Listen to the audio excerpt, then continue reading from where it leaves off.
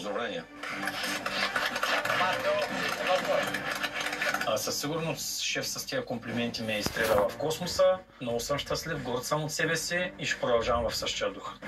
Тоби, Шеф, отдалечаваш се от хетрика. Мартин дигна доста високо летвата, но аз вярвам, че моята чиния е по-добра. Този път реших да съчетая 5 основни вкуса в чинията си, които са сладко, кисело, люто, умами и пикантно. Въглехидрат в чинията ни е ориз, който приготвих с винено-зеленчуков бульон. Протеина в чинията ни е свинско, което сготвих на 65 градуса.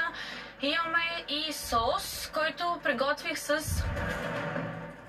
Месото покръкри ли в соса? Месото? В кой сос? Винен кебаб. Не съм го слагала. Кой ясно трябваше да сготвите? Винен кебаб. Окей. Имаш ли винен сос? Да, имам. Месо имаш ли? Имам. Връзката между тях къде е? Не, соса, месото и ориза са основните. 5 основни вкуса. Кои са 5 основни вкуса? Солено, сладко, кисело, пикантно и умами. Не. Горчиво. Горчиво. Умами е обединяващото. Не се прави на хиперкомпетентна, а по-добре активирай всичките си сетива и умения, каквито знам, че имаш, за да сготвиш нещо вкусно. Тук има сурови моркови, сухо свинско, чипс от сирене, без да има нужда от чипс от сирене.